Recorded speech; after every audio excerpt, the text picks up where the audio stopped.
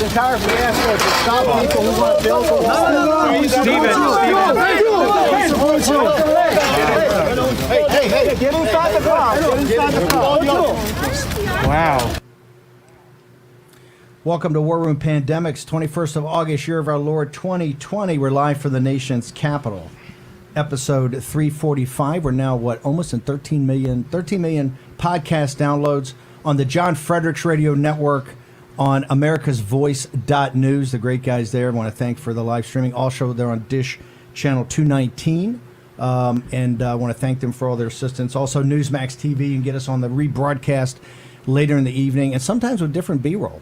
Newsmax does a great job. Also on GTV, G News, subtitled in Mandarin, and gets massive traffic, as we'll talk about in a little bit. And then Raheem, where else are we? Old Facebook Live, YouTube. Want to make sure people go through the Pluto app. If they want to watch it on their televisions, you can download the Pluto app, the America's Voice app, everywhere. Ubiquitous.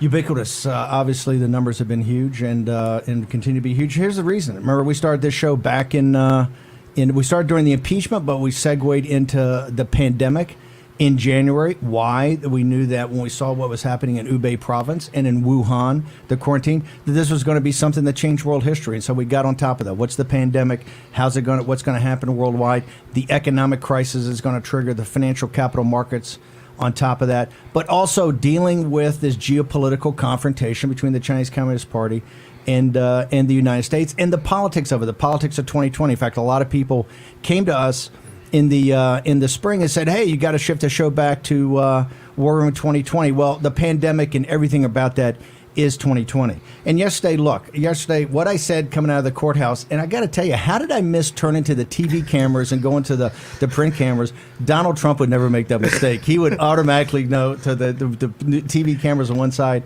And I want to say, the one reason I was looking to one side, the new federal state of China, the support of the Chinese people was absolutely unbelievable. They had all those blue flags there. That's the flag of the new federal state.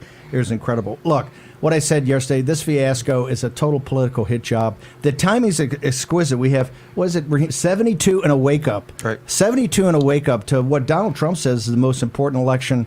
I don't actually like using that phrase, but I think he's right about, particularly, we're going to get into the Democratic convention here. I think it is probably the most important election of our time because the stakes not only so high, the two sides have totally different opinions of what's going on. And listen, in my two focuses have been about sovereignty of the Chinese people and sovereignty of the American people. Our focus here has been tear down the firewall, and we assist the Chinese people in freeing themselves from this totalitarian dictatorship.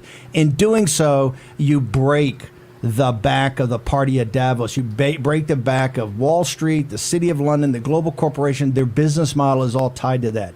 Also, the sovereignty of the American people. The wall has been, 4 years ago in the campaign, the wall was one of the biggest, if not the biggest topics. President Trump has done a heroic job in trying to build it. What he said yesterday is absolutely correct. Building the wall is a function of government, but look how much trouble President Trump has had, what he's had to fight against, and not just the progressive Democrats, but also people in his own party. There has just not been enthusiasm, as there has been for the deplorables. And remember, our audience here, besides the hedge fund guys and the news producers and all the political types that listen to the show, because they want to see what people are thinking, they want to see what people are responding to.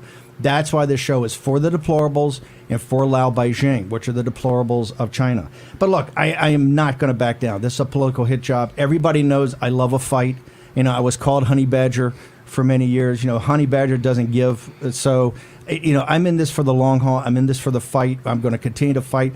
This was to stop and intimidate people that want to talk about the wall. This is to stop and intimidate people that have President Trump's back on building the wall. One thing I can tell you from the heroic effort we did, and really Brian Kolfage, who's an American hero. Brian Kolfage is, I think, the most wounded airman in the history of the Air Force to survive. He's a triple amputee, almost bled out multiple times after he's hit during the Afghan and Iraq war, and just an American hero. The pain and agony that guy still goes through every day. He has dedicated his life, when he had this idea, dedicated his life to building the wall. Remember, President Trump's right. Building the wall is a government function. We've never questioned that at all, right? This was to show support for President Trump in the wall movement, and the wall has to be built. This political hit job is to try to stop and intimidate people about not just building the wall, but what sovereignty means, right? We're going to get in later into the show about the pandemic. We've been the guys on the pandemic since the very beginning, and quite frankly, that's what we've got Jack and other voices here. You know, I take the pandemic, I think, much more seriously. I shouldn't say seriously, but with a different take on it than a lot of my colleagues on the right. One of the reasons is I'm absolutely convinced that somehow this came out of the Wuhan lab and that this is not a total natural phenomenon. We have to be very careful. The CCP lied and people died, right? It's getting close to 170,000 people now here in the United States, and in the projections. Some of them are horrific, some are not that bad. But other people, and particularly people, my colleagues on the right, have taken it less seriously. We're going to talk about COVID on the border. The key thing about the wall that I think people are missing, and this is what I'm continuing to hammer on, the wall works for both sides of the wall. The reason we built the wall down in El Paso, Texas, the first one up Mount Cristo Rey, was very simple. It was the highest. The Border Patrol told us this. It was the highest cartel passageway for trafficking, sex trafficking of young women, and also drug trafficking. The people in Juarez was a terrific border town for many, many decades. It's now turned into absolutely controlled by the cartels. The people in Juarez, in on the border, and these are working class Hispanics, working class blacks, told us that, hey, building the wall is a solid thing. We had many conferences out there where we would have the deplorables show up to it. And we had, I think you guys came out for those things. They were absolutely incredible. It was 120 degrees. But the audience was made up of working class people on both sides of the wall. We are never going to stop pushing the wall. We're never going to stop saying that you can't stop this wall. And that's why it's so important in this election. We're going to see that in the next segments, comparing and contrasting. There's no doubt that the Democrats have become open borders, right? I think that they have just reiterated that time again. And remember, they were some of the people, a couple of decades ago that were supportive of a border wall. Now is about open borders. It's about, I think, unlimited immigration. I also think it's about amnesty in a huge way. And we have to talk about it. That should become and must become one of the major topics of conversation in the 72 days that we have left.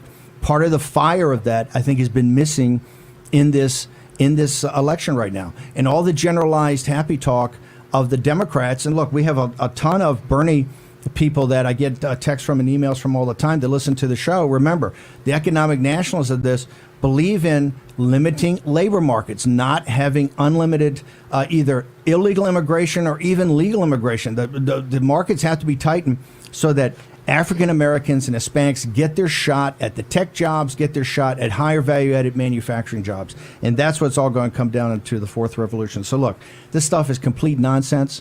I am not going to back down 1 inch. People that know me know I'm a fighter. That's why yesterday I walked out and I wanted to make sure people knew that, hey, I'm in this for the fight. Really appreciate the support.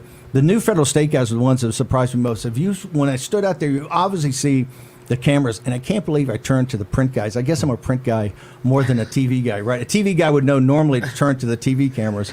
I didn't have my glasses on, though. By the way, the thing in the Daily Mail, what total nonsense. That drawing and the thing which is complete nonsense. I did have to wear the mask because inside the building, you're required to wear a mask. You're required to wear a mask. That's why. And look, I believe if you believe you need a mask, particularly in public, hey, it's your call. I think the analysis of that is up in the air, as a lot of guys in Europe said. But I wanted to make sure they knew I did need the mask outside. Although I would say that the media didn't exactly social distance themselves there at the end. But I was not. I was the handcuffing and thing. It was a 5-minute exercise, right? So look. I have no back down in this. I'm not going to back up 1 inch. All these charges are nonsense. It's a political hit job.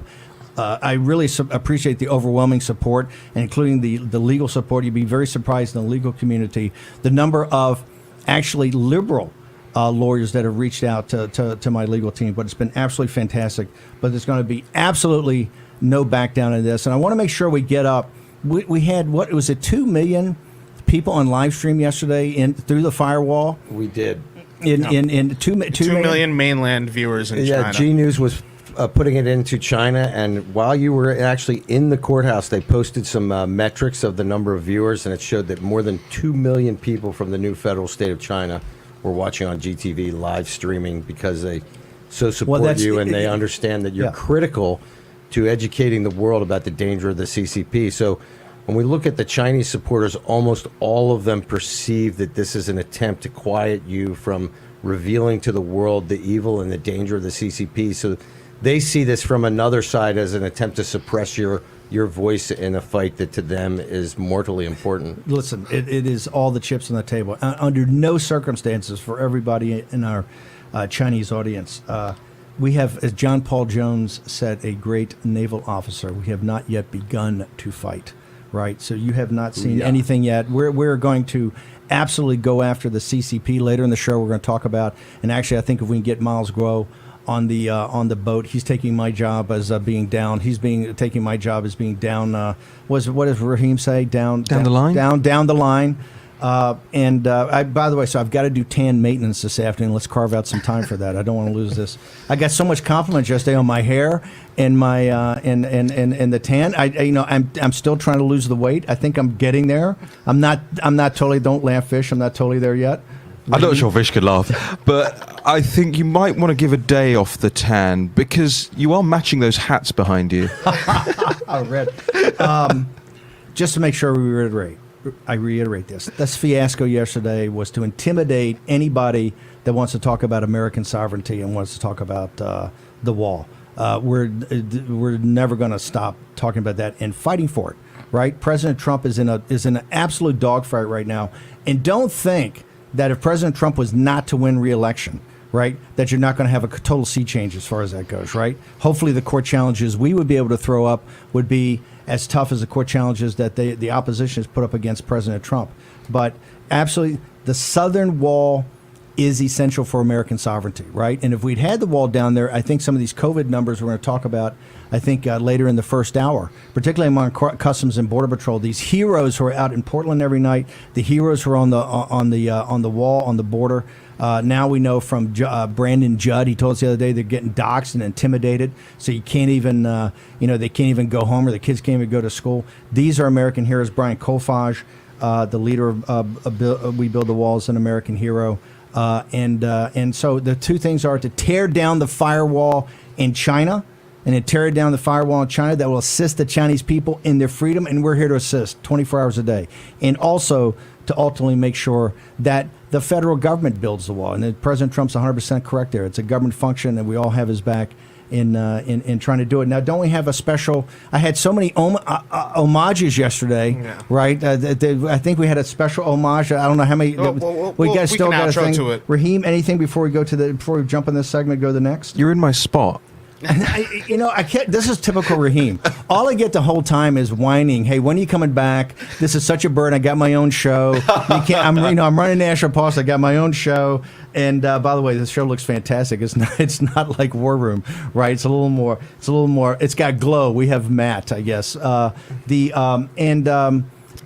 as soon as I'm back here, the first thing Raheem says this morning, hey, why are you sitting there? Right, so he's done a great job in the. I made it all comfy. I'd be more than happy to give it back up. But okay, we have a special. Yeah. We have a special homage to take us out from a very special individual. I want to play that on radio. Raheem, you'll speak to it, and then let's go.